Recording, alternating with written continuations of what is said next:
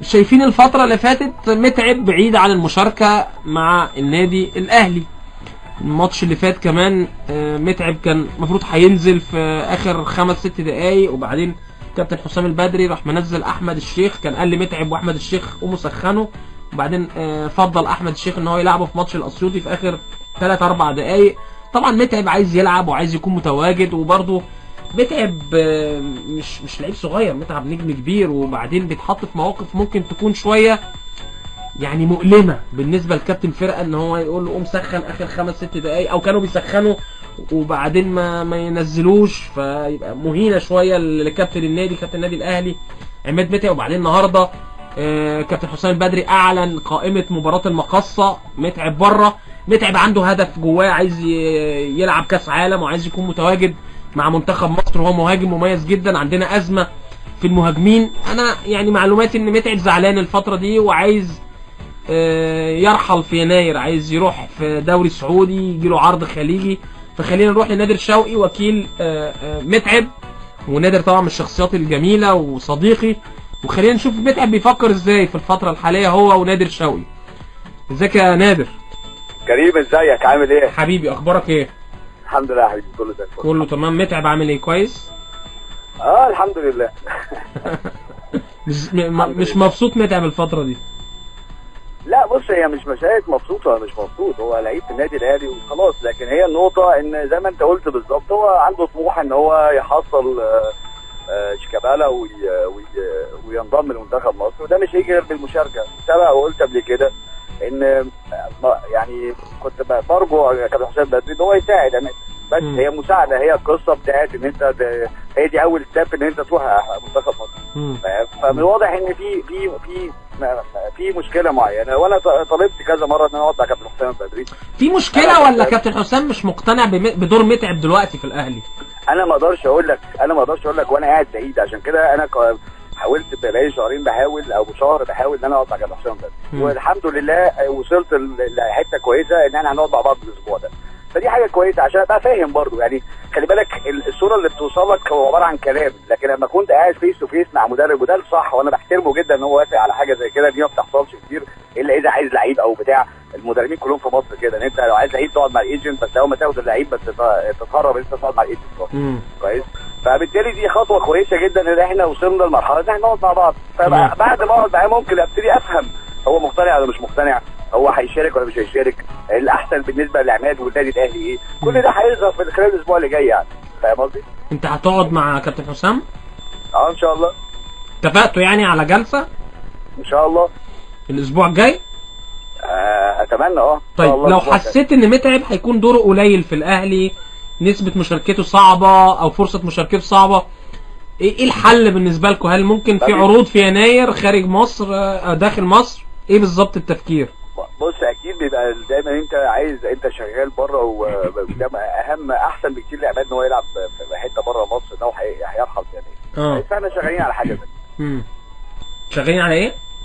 شغالين على حاجه زي كده، او شغال على حاجه زي كده. ربنا وفقني، عرفت ما عرفتش يبقى فيه برضه قاعده مع عماد، لان القرار ما بيتاخدش لوحدك، انت عماد وانا بنتكلم مع بعض. متعب محتاج يلعب على فكره، بس يعني متعب محتاج يلعب بس بالظبط. لو لعب هيبقى بس انا بقول لك اهو فرصته في الاهلي صعبه، وباين مش كلام كريم، يعني مش كريم هو اللي بيقول فرصه، ولكن باين من خلال ماتشات الاهلي، من خلال التغييرات، من خلال رؤيه كابتن حسام البدري، باينه ناس مش محتاجه، عارفه، مش محتاجه مناقشه او حتى تفكير. هكلمك بصراحه انا بكلمك بصراحه. انا ببص الناحيه الثانيه صغيره، معلش باحترامي لجميع المنافسين اللي موجودين في الدوري، انت شايف ان الاهلي بنسبه كبيره قوي هياخد الدوري السنه دي، بنسبه كبيره. الاهلي يعني قريب جدا طبعا. يعني يعني بيبان يعني كويس. فانت عندك ضرب من شهر 1 لشهر 5، عندك ماتشات اوريدي هتكون حاسم الدوري تقريبا قبلها بشويه، صح؟ وعندك اول تجمع لمنتخب مصر هو في شهر 3. كويس. فان انت تساعد عماد زي تديله دقايق، ده ما فيهوش اي صعوبه خالص، ما اعتقدش ان هو فاهم قصدي ان هو يعني صعب. فانا بقول لك رايح عشان افهم وجهه النظر دي، عرفت طريقي فين، ساعتها نبتدي نقرر احنا هنعمل ايه، طبعا بموافقه اداره النادي الاهلي طبعا، يعني ما ينفعش انا وعماد بس نقرر، لازم اداره النادي الاهلي برضه تبقى موافقانا في الاتجاه يعني. ماشي، هنخلينا نقول لكن انت عندك ماشي، انا معاك كلامك مظبوط، بس يعني ايه، في حته ناقصه شويه، والحته دي يعني مش هقدر يعني ازود انا فيها، ولكن انت مقتنع وعماد مقتنع ان الفرصه صعبه في الاهلي، حتى قبل جلسه كابتن حسام بدري.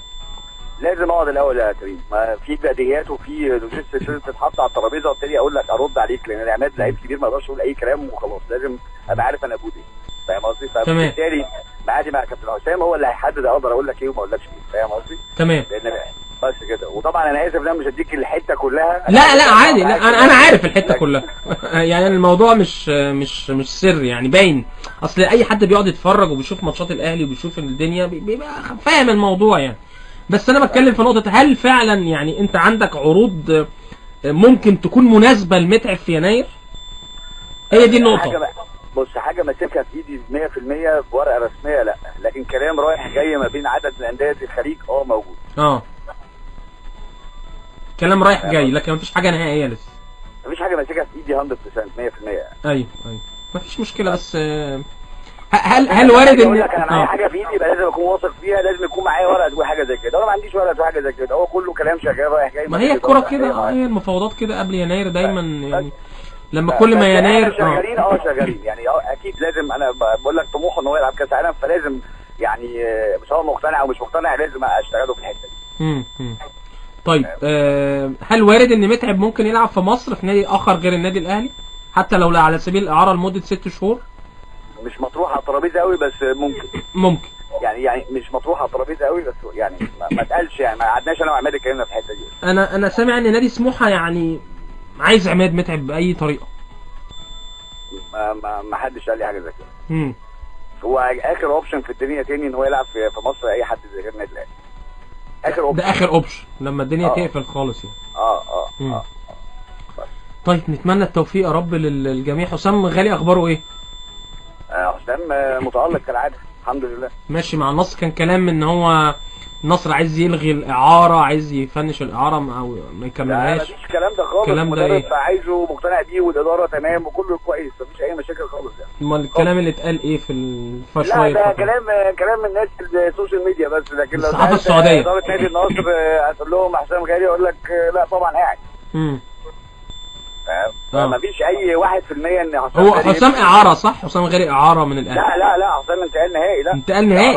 انتقال نهائي. لا حسام بيفكر ايه بعد النصر يا نادر؟ يعني نكمل كوره تاني يرجع الاهلي مثلا ياخد موسم ولا يعتزل؟ لسه ما نعرفش هو بعد الموسم ده هيكون بدنيا عايز يلعب ولا لا، هو اختياره هو. هيخلص السيزون ده وبعد كده قبل السيزون ما يخلص نشوف هو عايز ايه. لكن اقدر اقول لك يعني من دلوقتي اصلا في عروض ثانيه بعد النصر، يعني اوريدي في ناس بتكلمني على حسام ان هو يكمل سنه كمان بره في الكلام. طيب كويس. رمضان صبحي اخباره ايه؟ عنده ماتش النهارده في ويمبلي مع توتنهام، المفروض هو احتياطي النهارده وربنا يكرمه وينزل ان شاء الله. يعني تقييمك ايه للفتره اللي فاتت مع ستوك سيتي كده لسه لعيب صغير في السن بينتقل للدوري الانجليزي، لعب بعض الماتشات وبعض الماتشات بيبقى على دكه البدلاء، يعني نقدر نقيم دلوقتي ولا نصبر شويه كمان؟ لا بص، عشان نوصل للمرحله اللي انت عايزها واللي انا عايزها لازم نستنى لغايه اخر الموسم. ده واحد. 2 ماتشات اللي لعبها السنه اللي فاتت اقل بكتير من ماتشات اللي لعبها السنه دي، ودي حاجه كويسه. السنه دي نسبه المشاركه زادت صح. السنه اللي فاتت كانت بيطلع بره ال 18، السنه دي جوه ال 18 وجوه ال 11، فهو ده التطور اللي احنا بنتكلم فيه. في بدايه الموسم لغايه شهر واحد، وبعد شهر واحد تبتدي تشوف التطور بتاعه لغايه كاس العالم ان شاء الله. اصل عارف المشكله في ايه يا نادر؟ المشكله في ايه؟ المشكله ان هم بيقارنوا مثلا محمد صلاح برمضان. ازاي يعني؟ في ناس كده يقول لك بص ده محمد صلاح بيلعب ماتشات كلها وهداف الدوري الانجليزي، رمضان لا اللي بيقارن ده مش فاهم حاجه. مش فاهم ان رمضان لعيب صغير في السن. رمضان كام 19 سنه دلوقتي ولا لسه؟ ودخل 20 دخل 20. لا رمضان 20، فرق 5 سنين ما بينه وما بين صلاح. بعد كده فرق ان انت طلعت سويسرا يعني فاهم خدها تدريجيا بعد كده رحت بريمير ليج، وحتى اصلا اول نقله في بريمير ليج ما حصلتش نصيب، فرقت ولعبت في ايطاليا فاهم. فالتطور حلو وجميل وهو بيتعلم، وبعد كده صلاح بيوفر مجهودنا احنا كايتنز، يعني هو بيسوى اللعيبه المصريه لوحده، فاهم قصدي؟ صح. فتمام يعني بالعكس ده بيساعدنا جدا صلاح. فما تقارنش صلاح برمضان دلوقتي خالص، يعني ما تجيش في جمله واحده يعني. هو احمد حجازي تبعك ولا مش تبعك؟ لا مش تبعك. قرينا كلام كده ان ليفربول بيفكر في حجازي، ليستر سيتي الكلام ده. انت اكيد برضو علاقاتك قويه في انجلترا وبتبقى عارف مين عايز لعيبه مصريه مين يعني. الكلام ده حقيقي ولا مش حقيقي؟ لا ما هو في برضه بديهيات. الراجل ده رايح ويست بروم اعاره كويس، واكيد حاطين زي ما قلت قبل كده حاطين حاجه في العقد ان هم لو عجبهم يشتروه. الاولويه والاسبقيه ده اكيد هتبقى الويست بروم حتى لو مين عايزه. ايوه فاهم قصدي؟ اي حد تاني غير ويست بروم لغايه مثلا شهر 4 و5 مش موجود على الترابيزه اصلا. فاهم؟ ده بديهيات يعني. تمام. عايز تقول ايه؟ طب انت بقى حاجه تقولها لنا كده، خبر كده ما نعرفوش. مش عايز اقول لك مفيش حاجه نادر، احنا صحاب بقالنا حوالي 20 سنه. انت تسال وانا جاوب. مفيش حاجه كده مره يعني ده يا اخي ده كريم شحاته حبيبك برضه يعني. ده حبيبي على راسي. مفيش حته كده يعني بقالي 20 سنه ما خدتش منك حاجه. اكلمك بره الهوا تبقى زي الفل، جوه الهوا احس انا بكلم يعني سوري يعني واحد عسكري يمين ما عندوش اوامر يتكلم. عشان انا بحترم الناس اللي موجوده اللي بتسمعك، ما اقدرش ان انا اقول حاجه وانا مش موجوده في ايديا. فاهم؟ دردش معاك دردشه عاديه طبعا عينيا. يعني مثلا صفقه في يناير كده تبقى حلوه، مثلا مفاجاه، حاجه عرض اللعيب مصري احنا ما نعرفش انت مخبيه. اكيد انا شغال كده ولا كده، بس المره تاني لما اقول لك لازم يكون في مصداقيه ما بيني وما بين جمهورك اللي بيسمعك، صح ولا مش صح؟ قول لي مثلا في محاولات لكذا في يناير، في يعني حاجه ممكن تكون مش هقول لك حاجه. لا ماشي يا نادر ماشي، والله هقعد اهاجم فيك بقى. بص الفتره الجايه ليه طيب وانا ناقص. حبيبي يا نادر، بشكرك شكرا جزيلا طبعا. الله يخليك. نادر شوقي طبعا وكيل لاعبين، وكنا بنتكلم بندردش معاه شويه على عماد متعب ولا حسام غالي يعني اتجاه ان متعب في جلسه طبعا الاسبوع الجاي ما بين نادر شوقي ووكيل متعب مع كابتن حسام البدري، ولكن احنا نقدر برضو نقول كده ان متعب عايز يلعب. الفرصه صعبه بالنسبه لمتعب في الاهلي.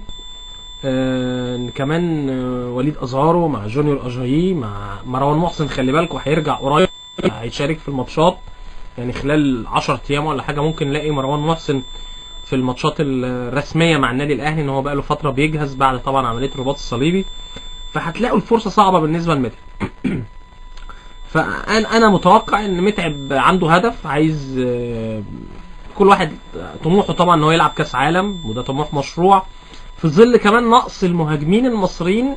لما بتتفرجوا كده على ماتشات المنتخب عندنا مشكله في مركز المهاجم الصريح. يعني فتره من الفترات مستر كوبر بدا يلاعب كهربا مهاجم عشان ما عندوش مهاجم صريح. عمرو جمال ما كانش في مستواه فتره، بس مرسي بعيد، دخل عمرو مرعي شويه، لكن ما عندناش المهاجم. اعتقد مروان محسن هو اللي هيكون مهاجم منتخب مصر، بس لما يخف طبعا ويجهز ويكون متواجد. فمتعب عنده رغبه وعنده طموح، وده لازم خلي بالكم. لعيب الكوره اول ما طموحه بيقف او الرغبه والاصرار اللي عنده بيقف خلاص يبطل. فطول ما اللعيب بيلعب لازم يكون عنده رغبه وعنده طموح. وانا عارف متعب شخصيه عنيده، مش عنيده ان هو بيعند، لا عنيده يعني عنده طموح وعايز يعمل وبيعند مع نفسه عشان عايز يكون متواجد. فانا بقول اهو يعني بعيدا بقى عن النادي الاهلي او متعب او كذا، انا بقول متعب عشان يلعب وحتى يفنش مسيرته كويس في الكوره لازم يرحل عن النادي الاهلي لمده 6 شهور كده اعاره ولا حاجه، هيبقى عنده فرصه لعب في النادي اللي هيروح سواء بقى داخل مصر او خارج مصر. طيب خلينا نخش بقى في الموضوع عشان ما نبعدش.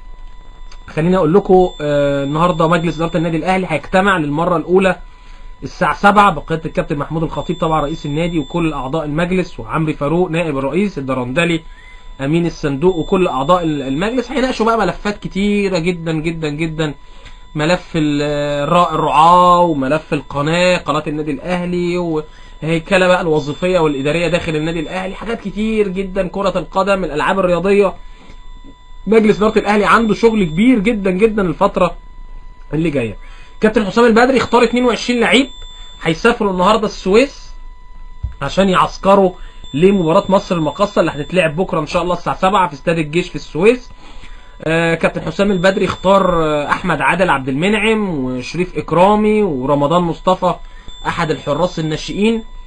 ان طبعا محمد الشناوي مصاب، فشريف اكرامي متواجد وهو اللي هيكون متواجد بكره. وشريف برضو الفتره اللي فاتت لما رجع هايل، وزي ما قلت لكم شريف اكرامي في ماتش مصر وغانا كان من افضل اللعيبه في المنتخب، ويمكن يعني تالق في مباراه غانا. فشريف اكرامي هو حارس الاهلي بكره. احمد فتحي، ايمن اشرف، محمد هاني، صبر رحيل، محمد نجيب، باسم علي، حسين السيد، وليد سليمان، عمرو السولية، كريم ندفت، اكرم توفيق، عبد الله السعيد، مؤمن زكريا، باكاماني، صالح جمعة بيعود لقائمة النادي الاهلي، او دي قائمة المعسكر، مش عارفين بقى يعني كابتن حسام هيدخله في ال 18 ولا لا. اسلام محارب، وليد ازارو، جونيور اجاييه، واحمد ياسر ريان. دول 22 لعيب هيسافروا النهارده الى مدينة السويس مع النادي الاهلي عشان يستعدوا لمباراة المقصة بكرة ان شاء الله، المباراة المؤجلة من الاسبوع الثاني في بطولة الدوري. وفريق المقصة فايق الفترة الحالية وعامل عروض كويسة جدا مع الكابتن عماد سليمان. عايز اقول لكم كمان ان خلاص كابتن طلعت يوسف هو المدير الفني. كنا انفردنا بالموضوع ده من حوالي 5 ايام او 6 ايام وقلنا ان كابتن طلعت يوسف هيتولى تدريب نادي سموحة، وفعلا كابتن طلعت يوسف خلاص اتفق مع المهندس فرج عامر، وتعاقد نادي سموحة مع كابتن طلعت يوسف هيكون هو المدير الفني لفريق نادي سموحة في الفترة القادمة. نتمنى له التوفيق. وبصراحة عايز اشكر دكتور ميمي عبد الرازق ان هو رجل المواقف الصعبة. الراجل يعني اي ما بتحصل اي مشكلة او اي مدير فني اجنبي بيمشي ولا حاجة، كابتن ميمي بيتولى بشكل مؤقت وبيأدي بشكل رائع جدا وبيعمل نتائج كويسة جدا. كابتن ميمي عبد الرازق مسك نادي سموحة في الدوري بعد ما استراكا مشي، كسب المقاولين هنا في مصر في ملعب المقاولين 3-0، وكسب امبارح بتروجيت في كاس مصر في دور ال16 2-1 وصعد لدور ال8. فبصراحة بشكره بشكرا جزيلا كابتن ميمي. ويعني اكيد طبعا نادي سموحة والمهندس فرج عامر كمان بيقدروا الكابتن ميمي عبد الرازق بشكل كبير جدا. يعني الامور طبيعية في نادي سموحة خلاص بعد تولي الكابتن طلعت يوسف. نتمنى له التوفيق. كابتن طلعت كمان مدرب كبير جدا كابتن طلعت، ومع الامكانيات اللي موجودة في نادي سموحة اعتقد كابتن طلعت يوسف هينجح بشكل كبير مع نادي سموحة. كمان نادي سموحة ضم لعيب من القسم الثاني اسمه بلال زكريا، ده كان بيلعب في نادي منية سمنود. نادي سموحة اشتراه ب 450,000 جنيه. ده مهاجم مركز شباب منية سمنود، وهو هداف فرقته في الممتاز به في مجموعة بحري.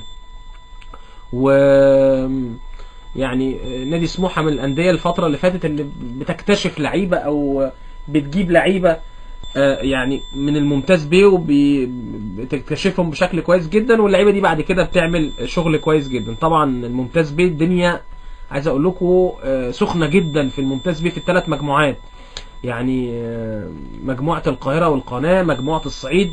النهاردة في ماتشات في مجموعة الصعيد، امبارح كان في ماتشات في مجموعة القاهرة والقناة، ويوم الخميس كان ماتشات في مجموعة اسكندرية وبحري. خليني كده اقول لكم النتائج، ماتشات قوية جدا يا جماعة. انتوا عارفين انا ماسك مدير كورة في نادي نجوم المستقبل، ماتشات صعبة جدا جدا، يعني ماتشات مش سهلة. الفرق كلها قوية. مجموعة القاهرة والقناة كمان مجموعة صعبة جدا، ماتشات تقيلة وماتشات المنافسة فيها قوية جدا. مجموعة الصعيد فيها فرق محترمة وفرق قوية جدا زي الجونة، زي النصر التعدين، أسوان، فرق بني سويف، تليفونات بني سويف، الألمونيوم، سوهاج، فرق تقيلة جدا. هقول لكم النتائج اللي اتلعبت لغاية دلوقتي في يوم الخميس وامبارح، وفي ماتشات النهاردة كمان هقولها لكم. يوم الخميس في مجموعة اسكندرية وبحري، غزل المحلة كسب دمنهور 2-1، المنصورة فازوا على نوارو 4-1، ابو قير الاسمدة والحمام 2-0، فاركو كسب شربين 2-0، بلدية المحلة فوز على كوم حمادة 2-0، وكفر الشيخ فاز على كوكاكولا 1-0. وتصدر كفر الشيخ المجموعة لغاية ما حرس الحدود يلعب مع الاولمبي يوم الثلاث ان شاء الله. في المجموعة الثانية امبارح اتحاد الشرطة تعادل 0-0 مع جمهورية شبين، والبنك الاهلي تعادل مع القناة 0-0، وسيراميكا فوز على الشمس 2-0 في ملعب سيراميكا، ونجوم المستقبل امبارح فوز على نادي الفنار في بورسعيد في ملعب الفنار اللي هو ملعب نادي المريخ، طبعا بقيادة الكابتن محمد صلاح المدير الفني. ونجوم المستقبل بيروح للصدارة مع منتخب السويس اللي في المركز الاول برضو، يعني منتخب السويس ونجوم المستقبل الاثنين في المركز الاول برصيد 22 نقطة، ولكن منتخب السويس يتبقى ليه مباراتين. لسه هيلعب منتخب السويس مع الشرقية وهيلعب مع كهربة اسماعيلية. دي المباراة دي هتتعاد بتاعت كهربة اسماعيلية، لان كان حصل خطأ قانوني في المباراة السويس وكهربة اسماعيلية، فالمباراة هتتعاد مرة اخرى. فكده نجوم المستقبل زي منتخب السويس الاثنين في المركز الاول 22 نقطة، ولكن في افضلية لمنتخب السويس ان عنده لسه ماتشين واحد مؤجل مع الشرقيه، وماتش اخر هيتعاد مع كهربة اسماعيليه. كمان امبارح منية سمنود اتعادلت مع بني عبيد 1